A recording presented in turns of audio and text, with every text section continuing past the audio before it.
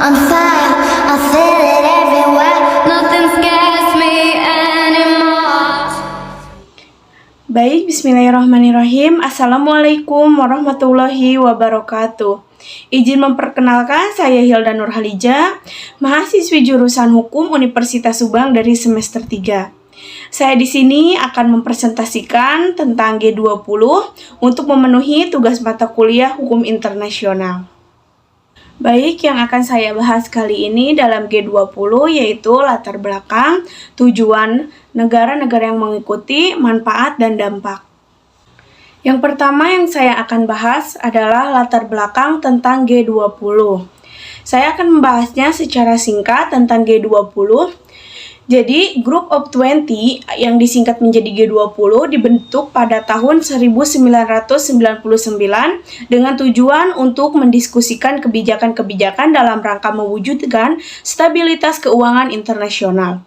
Forum ini dibentuk sebagai salah satu upaya untuk mencari solusi atas terjadinya krisis keuangan global pada tahun 1997 sampai 1999. Saat itu, negara-negara berpendapatan menengah dan memiliki pengaruh ekonomi secara sistematik, termasuk Indonesia, turut diikutsertakan dalam perundingan. Hingga akhirnya 9 tahun kemudian, konferensi tingkat tinggi KTT G20 digelar pertama kali di Washington, Amerika Serikat pada 2008 untuk melakukan koordinasi dan sepakat untuk melakukan pertemuan lanjutan. Sejak saat itu, pertemuan G20 rutin diadakan setiap tahun.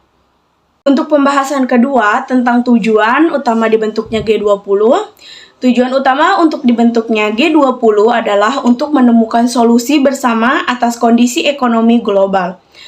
Forum G20 mempresentasikan 80% ekonomi dunia, 75% perdagangan internasional, dan 2/3 populasi dunia. Hal ini menunjukkan betapa pentingnya forum ini dalam menentukan arah kebijakan ekonomi dunia. Untuk pembahasan selanjutnya, yaitu negara-negara yang mengikuti G20. Negara anggota G20 terdiri dari 22 negara, yaitu Afrika Selatan, Amerika Serikat, Arab Saudi, Argentina, Australia, Brasil, India, Indonesia, Inggris, Italia, Jepang, Jerman, Kanada, Meksiko, Republik Korea, Rusia, Prancis, Tiongkok, Turki, dan Uni Eropa. Baik, untuk pembahasan selanjutnya mengenai manfaat G20 bagi Indonesia. Di tahun 2022, Indonesia berkesempatan memimpin G20 yang akan dilangsungkan di Bali pada tanggal 14 sampai 15 November 2022. Mengusung tema Recover Together, Recover Stronger.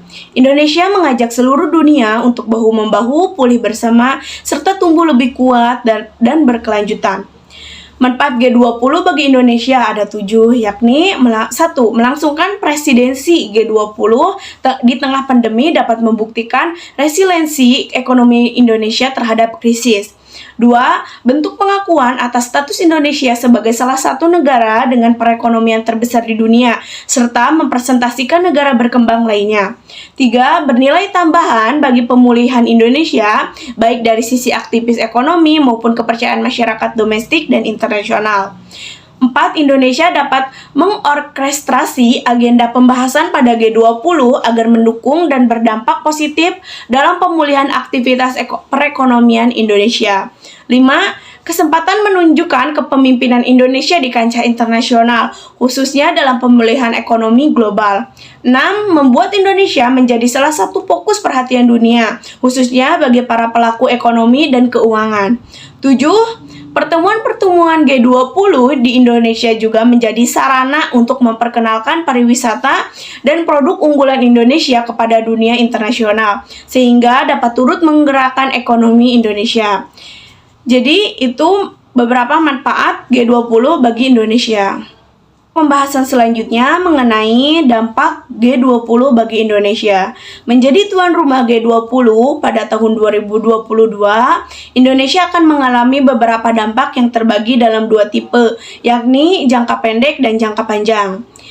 Dampak jangka pendek Yang dimaksud bisa dirasakan pada sektor pariwisata dengan naiknya jumlah wisatawan yang masuk dari luar negeri ke Indonesia. Dampak jangka pendek ini tentunya membawa efek positif terhadap kenaikan devisa Indonesia.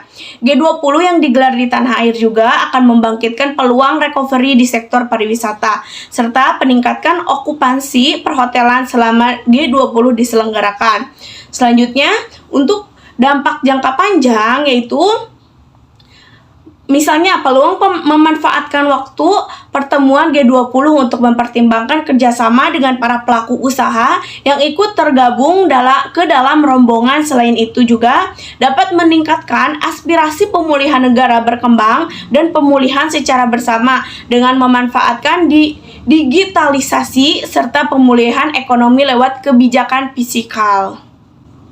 Jadi, kesimpulan dari presentasi yang telah saya sampaikan tentang G20 atau Group of 20 adalah kelompok yang terdiri dari 19 negara dan Spanyol sebagai tamu tetap dengan perekonomian besar di dunia, ditambah dengan satu organisasi antar pemerintah dan supranasional yaitu Uni Eropa.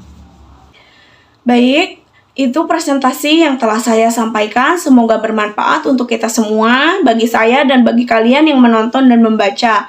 Mohon maaf apabila banyak kesalahan. Saya ucapkan terima kasih, mohon koreksinya. Billahi taufiq wal hidayah. Wassalamualaikum warahmatullahi wabarakatuh.